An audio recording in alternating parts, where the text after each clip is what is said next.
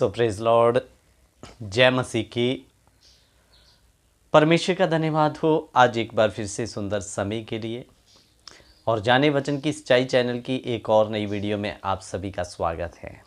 मेरे प्रियो, मैं इस विषय को शुरू करने से पहले आप लोगों से निवेदन करता हूं, अगर आप हमारी सत्य की मिनिस्ट्री या संगति के साथ जुड़ना चाहते हैं, जिसमें आपको केवल वचन ही सिखाया जाता है, तो मेरे प्रियो आप हमारे साथ मिलकर गांव कोट मेहताब जो ब्यास के पास है, नज़दीक बाबा गरीबदास के गुरुद्वारा पास हमारा एक अभी ब्रांच खुला हुआ है। तो आप हमारे साथ मिलकर संडे संगति वहां पर अटेंड कर सकते हैं। और मेरे अजीज़ों, अब हम जो अपने टॉपिक की ओर चलते हैं। आज का जो हमारा टॉपिक है वो 90% मसीह को छोड़कर जाने का कारण। ऐसा कौन सा कारण है कि जिसकी वजह से लोग जिन्होंने जड़ नहीं पकड़ा, तो थोड़ी सी मुसीबत या परेशानी या दुख या बीमारी आने के कारण वो मसीह को छोड़ देते हैं। एक पोस्ट आपके सामने में रखना चाहता हूँ, इस पोस्ट को देखें। ये फेसबुक पर किसी ने अपलोड किया हुआ था। तो मेरे प्रियो, मैंने वहाँ से इस पोस्ट को उठाया है। इसमें लिखा क्या है कि अगर प्रभु का आत्मा आपके अंदर है तो कोई भी बीमारी आपको छू भी नहीं सकती। रिसीव करें। और नीचे लिखा था आमीन भी बोलिए करके। मेरे अजीज़ों, अब इसको वचन से तोलें। क्या ये वाकया में परमेश्वर का वचन ऐसा कहता है कि अगर मैं आपके साथ हूँ या मेरा आत्मा आपके अंदर है तो कोई बीमारी आपको छू नहीं सकता? अजीज़ों, इसीलिए मैंने बोला आज बिना सोचे समझे लोग कुछ भी लिख देते हैं, कुछ भी डाल देते हैं। वचन से उनको नॉलेज नहीं होती, और यही हम फिर दूसरों को सिखाते हैं। और आने वाले समय में जब फिर दुख, बीमारी या परेशानियों में लोग पड़ जाते हैं, तो फिर वो कहते हैं हमें तो सिखाया गया था यीशु आपके साथ है, यीशु को मानने से कोई दुख नहीं आएगा, बीमारी नहीं आएगा, हमें क्यों आ गया?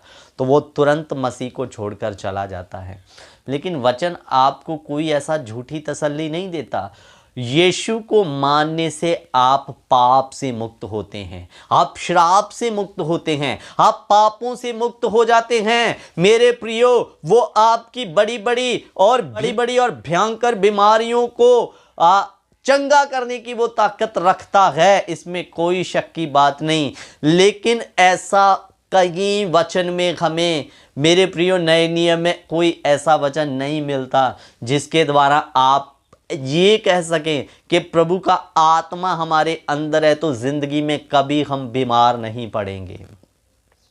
मैं आपके बीच में 3 व्यक्तियों की गवाही को रखना चाहूँगा। सबसे पहले पुराने नियम का एक व्यक्ति, फिर 2 नए नियम के।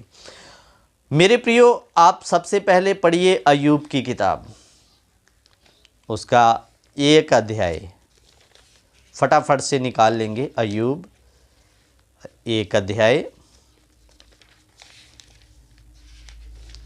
उसका हम 1 वचन से पढ़ेंगे। अय्यूब 1 का 1। ऊज देश में अय्यूब नामक एक पुरुष था। वह खरा और सीधा था और परमेश्वर का भय मानता था और बुराई से दूर रहता था।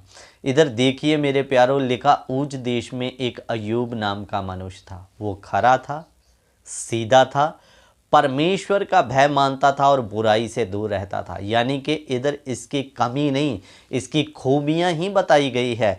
लेकिन तो भी प्रभु की ओर से इजाज़त लेकर शैतान ने इसके जीवन में पर्क को लाया। मेरे अजीज़ों, और धन संपत्ति तो गया ही गया, फिर शरीर में एक बीमारी, बड़े बड़े फोड़े आ गए मेरे अजीज़ों। तो मेरे अजीज़ों, इसके जीवन में तो कोई पाप है नहीं, परमेश्वर की उपस्थिति में बना रहता है। तब भी देखिए परीक्षा के कारण इसके ऊपर बीमारी आ गया। फिर दूसरा हम देखेंगे नए नियम में प्रभु का दास पौलुस। आप पढ़ लीजिए मेरे साथ में 2 कुरिन्थिया 12 अध्याय, उसका हम पढ़ेंगे 7 से लेकर 9 वचन तक हम पढ़ेंगे। इसलिए मैं प्रकाशनों की बहुतायत से फूल ना जाऊं। मेरे शरीर में एक कांटा चुभाया गया, अर्थात शैतान का एक दूत कि मुझे घूंसे मारे ताकि मैं फूल ना जाऊं। इसके विषय में मैंने प्रभु से 3 बार विनती की कि मुझसे ये दूर हो जाए, पर उसने मुझसे कहा, मेरा अनुग्रह ही तेरे लिए बहुत है, क्योंकि मेरी सामर्थ निर्बलता में सिद्ध होती है। बोलिए हालेलुया।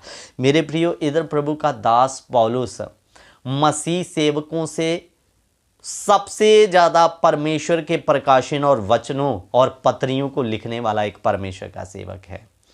तो पतरस को भी पौलुस को भी पता है कि मेरे ऊपर परमेश्वर ने बड़े सारे प्रकाशनों को या उस वचन के भेदों को खोल कर दिया।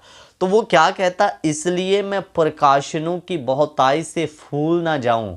शैतान की ओर से मेरे अंदर एक कांटा चुभाया गया, एक दूत खड़ा किया जो मुझे डेली घूंसे मारता है।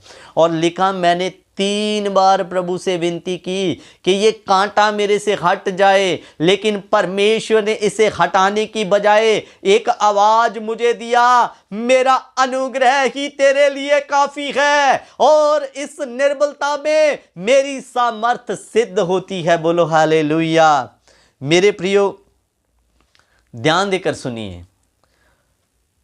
अब बहुत बार, कई बार कमियां हमारे को या बीमारी या परेशानी हमें तोड़ने के लिए नहीं होती है, हमें सिद्ध करने के लिए होती है कि हमारे अंदर घमंड ना आ जाए या हम परमेश्वर से दूर ना हो जाएं करके। तो पौलुस भी कहता, प्रकाशनों की बहुतायत से मेरे अंदर एक कांटा चुभाया गया।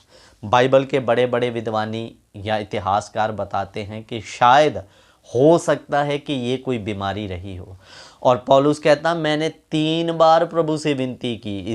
इधर में तो सीधा लिख दिया 3 बार, हो सकता है उसने उपवास रख के प्रार्थना किया हो, बड़ी बड़ी लंबा समय प्रार्थना किया हो। लिखा, मैंने 3 बार प्रभु से प्रार्थना की कि ये मेरे से हट जाए, लेकिन हटने की बजाय प्रभु की ओर से एक आवाज़ आया, मेरा अनुग्रह तेरे लिए काफ़ी है। और तीसरा व्यक्ति तीमुथियुस को देखते हैं। उसके लिए आप पढ़िए 1 तीमुथियुस 5 अध्याय उसका 23 वचन।